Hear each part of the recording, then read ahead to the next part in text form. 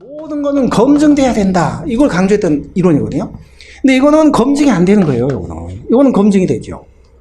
김준규가 강의를 잘하는지 못하는지 가치는 검증할 수가 없는. 그렇지만 오늘 강의를 개강을 했다. 이거는 검증이 될 수 있잖아요. 따라서 검증이 가능한 거는 이 객관적인 사실, 이 영역이지 이거는 검증이 될 수가 없다. 그래서 행정에도 이런 영역이 존재는 하지만 연구 대상이 될 수는 없다. 요건 빼고 요것만 연구해야 된다. 그래서 가치와 사실을 구분하는 그런 입장을 취합니다. 그러나 이하고 다른 점은 가치를 부정한 건 아니라는 거예요. 이걸 포함은 시켜서 인정을 하되 연구 대상에서만 이걸 뺀 거예요. 검증이 안 되니까. 그래서 정치행정 새 이원론이다 라고 해요. 정치행정 새 이원론이다. 6쪽의 맨 꼭대기 주의를 보겠습니다. 오늘 요거만 제대로 딱 한번 감이 잡히면은 행정학 1장 1호는 쉽게 정복이 돼요. 이론하고 많이 연관되는 거고요. 근데 여러분 처음에는 되게 힘들어요. 뭔 얘기인지. 지금 아주 교도소 담장을 걷듯이 지금 불안불안하게 지금 쫓아오시는데 맨 꼭대기 주의를 한번 보실래요? 주의를. 세 번째 줄. 행정학의 과학화를 위하여 가치와 사실을 구분하기는 했지만 가치 판단의 그 어떤 가치의 존재를 부정한 건 아니라고. 행정에는 이 영역이 포함은 되어 있는데 과학적인 연구를 위해서 불가피 구분해서 연구 대상에서만 버린 거예요. 그러니까 가치와 사실을 구분은 했으되 가치를 부정한 거는 아니에요. 조심하지. 행태로는 가치를 부정했다 하면 틀려요. 가치와 사실을 구분했다 이 말은 맞아요. 구분하지 않았다 이건 또 틀린 거죠. 자, 그게 바로 행태론이에요. 행정학의 과학화에 많은 기여를 했습니다. 자, 자세한 건 나중에 우리 행태론에서 다시 나오고요. 대표적인 인물은 바로 사이먼이에요. 사이먼 정도는 기억을 하시는 게 좋을 것 같아요. 자, 그러다가 1960년대 무렵에 발전행정론이라는 게 나옵니다. 발전행정. 아까 제가 박정희 대통령 말씀드렸던 그 이론이에요. 근데 이거는 후진국에서 어떻게 하면 뒤늦은 국가 발전을, 경제 성장을 정부가 주도해 나갈 것이냐. 행정이 국가 발전을 이끌어 나가는 기능을 해야 된다는 거예요. 그런 이론이 발전행정론이에요. 그래서 엄청난 경제 성장 정책이 막 펼쳐집니다. 후진국에서 어떤 경제 성장 제일주의를 뒷받침하는 그런 이론이거든요. 선진국과는 관계없는 이론이에요. 그래서 미국의 행정학 흐름에서는 사실 이거는 빼고 생각하셔야 돼요. 얘는 미국의 행정학의 흐름에서는 사실은 빼고 생각하셔야 돼요. 미국하고는 관계없는 이론.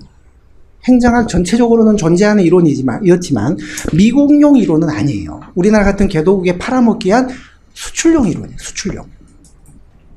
행태론이 쭉 적용이 되는 동안 후진국에는 이런 이론이 적용이 안 되니까 별도 이론을 한번 만들어 본 거예요. 그게 발전행정이론. 미국에서는 이게 적용이 안 됐어요. 자, 그러다가 미국 사회가 1960년대 말 격동기가 됩니다.